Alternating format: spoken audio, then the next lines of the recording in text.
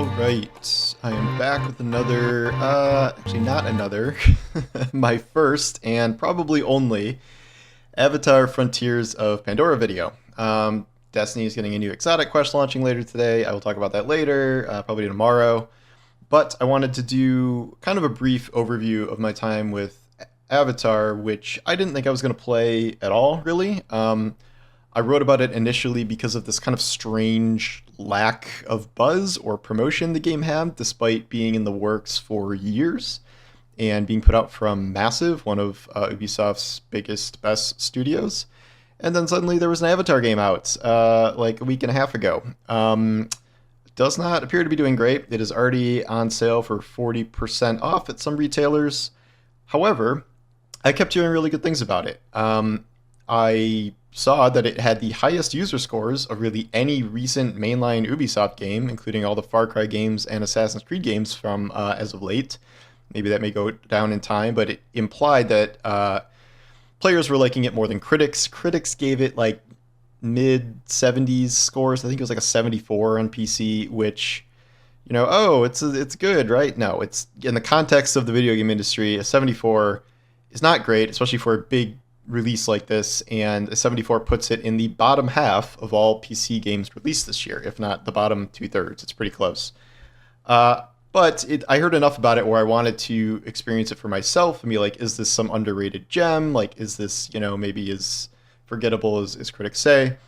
I've been playing it over the last couple of days. I put about 10, 12 hours into it, and I think that is enough to make a judgment, and it is also enough where I don't really want to play anymore. This isn't to say that Frontiers of Pandora is like especially bad. It just feels like it does not break out enough from the Ubisoft open world formula, and is actually worse in some ways because I also don't think it has anything approaching a reasonably good story or protagonists based on what I've seen so far in the Avatar world. It does a few things extremely well. It is, without question, one of the most gorgeous open world games I've seen. What they have done with Pandora here and really the jungle foliage tech and all the landscapes is stunning. They have done a truly excellent job, and this is one of the best looking games I've played in a very long time. Cyberpunk is not exactly full of jungles, but that is probably the industry standard for like the best a game can look on PC right now with path tracing. Avatar, extremely good looking. I also really enjoyed the game once I got my flying Ikran, whatever the flying things are. That was a fun quest to get that, and flying around the map is way, way, way better than running around the map given its size and that you do not run very fast. On the ground traversal is okay. You can do a lot of leaping and some parkour stuff, and it's better than Far Cry or Assassin's Creed in that realm, but flying is really good. Flying has good controls, and it feels like a good way to navigate around the map. Everything else, it's very strange to me that Massive, who made the Division 1 and 2, essentially made a Far Cry game here. And they're not the ones who make Far Cry, that is a bunch of other Ubisoft developers, but it is very, very much highly similar to Far Cry with some elements of Horizon Zero Dawn thrown in there, except with none of the interesting combat. You are, I don't even know your name. I don't know if you have a name. I think you do. You are a child Navi raised in a human facility and kind of abused and taught to hate your people. You're from a lost tribe, but eventually, after being in cryosleep for a while, there's an attack and you can escape in an opening mission full of an inordinate amount of running. And then you burst into Pandora for the first time. It's very pretty. Before this, your sister was killed for trying to leave the facility, and you're supposed to be seeking revenge against the main guy, except that really rarely ever comes up. In the wider world, Pandora is being polluted by the humans, and we are gathering the clans to team up against them and take them down. You clear out sections of the map, and by invading facilities, in this case, it's not control over the map per se. It is they are polluting the map, and once you clear them out, the map becomes unpolluted. So it's a variant on traditional clear out enemy camps thing from Far Cry in order to reclaim stuff on around the region. And there's, a main story thread that is about assembling the clans. Each clan needs help in a specific way.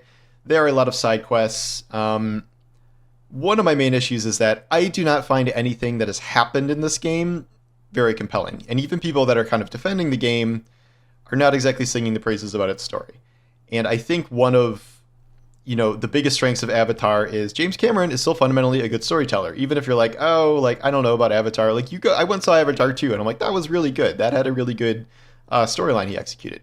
Here, it's really nothing. It is two things. It is, the people are polluting, go kill them, and it is go find this missing person, animal thing, and that is done by either following some sort of scent trail using your Navi eagle vision, or it is done by this very strange little mini game where there's a bunch of clues on the ground and you just have to connect two clues at a time, seemingly at random, and then you kind of find where they go. Usually you find a scent trail.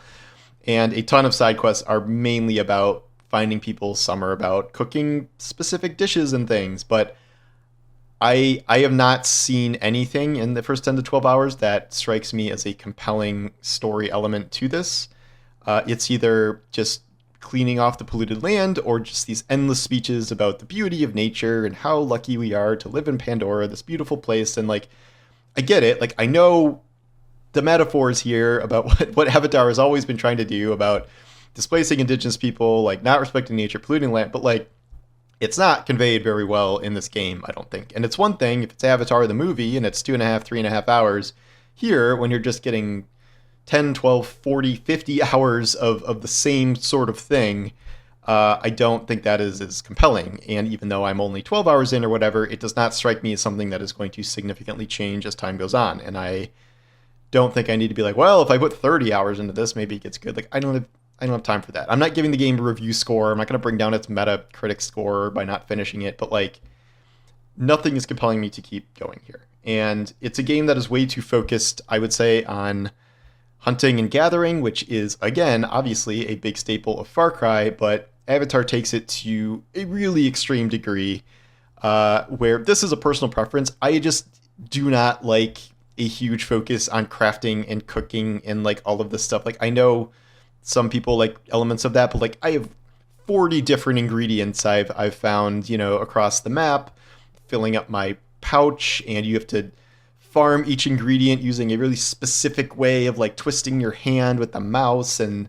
then you cook dishes. It's like Zelda where you cook dishes randomly and find new recipes, and then you quickly fill up all your dishes slots, so you just have to constantly be eating these meals when you don't really need them. It's like an enormous chunk of the game that I find just painfully dull and uninteresting. Hunting is a little better with animals that have like weak point shots, but like hunting in the jungle, like one problem with the jungle is that it's so dense and beautiful that it's hard to see freaking anything. Like, it is incredibly hard to see enemies or especially animals unless you're using your Navi vision to highlight things, even more so than we've seen in past games. So that is a trade-off of this really dense jungle and dense foliage. In terms of gameplay, it's really not amazing.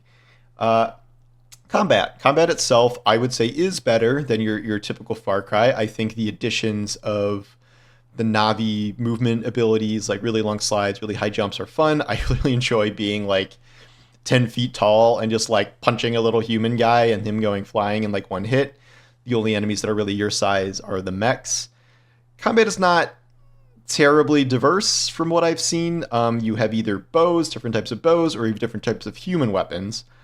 Once I got a shotgun, I really didn't understand why I would use anything else. Like, you can do stealth and you can try and snipe weak points and things like that, but they make it a lot harder to do that in a way that I don't really think rewards you in any meaningful way.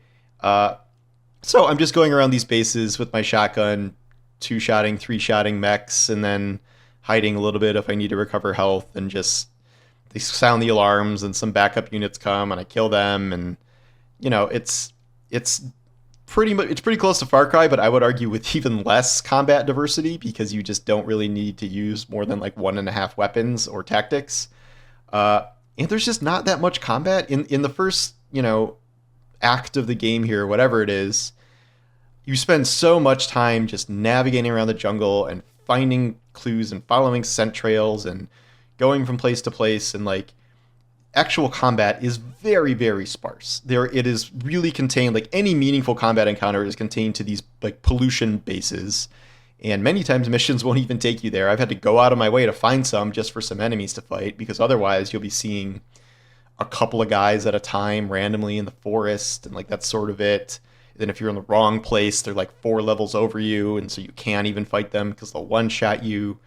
And just so far, it has been very minimal combat, and the combat I have seen is just, again, it's not very interesting. It is either exhausting yourself by shooting a bazillion arrows at things, or it is running around with a shotgun or the assault rifle and just cleaning house. Not very nature friendly of you, perhaps, but it is far and away the kind of best method to do it.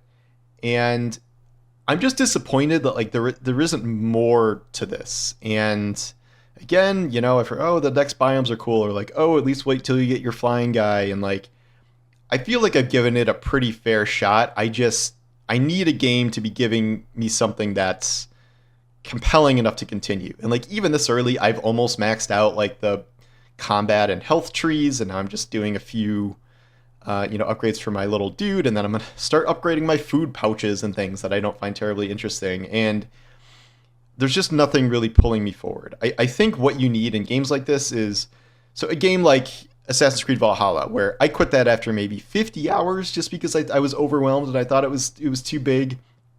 Here I'm dropping it after 10, but Valhalla had at least, I liked Eivor, I liked the story that it was telling, I thought it was interesting. There were some neat side missions, some neat NPCs. I can't say that about Avatar at all. Like I can't. Maybe one NPC that sticks out to me. Probably no story quests that stick out to me at all after all this time. And everything just sort of blurs together because every person is just a different blue person with a different haircut and a slightly different loincloth. And like they're asking you to find their sister or their brother or their father in the woods who got lost somewhere. And it's not like procedurally generated open world quests, but like it almost might as well be.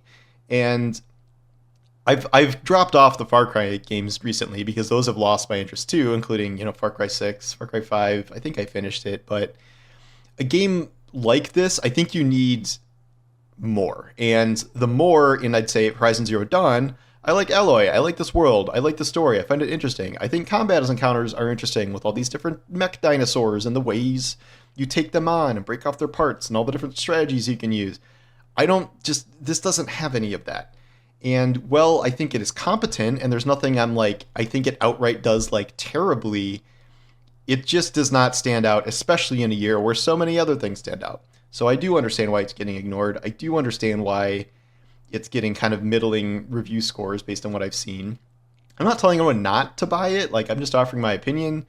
At $40 for, it's at least probably a 40, 50 hour game if you really want to clear the whole map. Like that's a decent value, and I know people are having some amount of fun with it. I've seen a lot of people talking about how they do like it, but it's not grabbing me, and I just don't know how much more I need to put into it to get to some like, oh, then the fun part is over the next hill. In this case, I did have a lot of fun getting the flying guy, which everyone said I should get, and that is one of the best parts of the game, but it wasn't enough to kind of turn around the entire experience for me. And it does not seem to me like there's going to be anything that will do that based on what I've seen so far. So that's my brief assessment of the game, and I will move on. And I do not think this is performing well. You don't really do a 40% off sale even around the holidays if your game launched like amazingly. We have no real way of tracking sales data for this, but we've heard practically nothing from Ubisoft about this. No day one sales, no week one sales, nothing like that. And obviously, I think everyone can agree there was barely any promotion for this. And it's just, I thought this would be a much higher profile game. Like such a big IP, worked on for so many years by such a big part of a developer that's such a big part of Ubisoft that launched The Division, one of its most successful new IPs ever. What happened? Like why did this just become a very, very good looking sort of Far Cry game? It feels like a big wasted opportunity. Even if an Avatar game may be a tough sell, initially, it feels like there should have been more innovation and a more compelling story than what I'm seeing here, because I do not find most of it terribly compelling at all. So yeah, that's my thoughts. I am happy if you want to disagree with me. I'd love to hear your own take on this. And if you're also feeling similar to me, let me know too. I'm very curious what everyone makes of this. But anyway, thanks for watching, and I will talk to you later. Take care.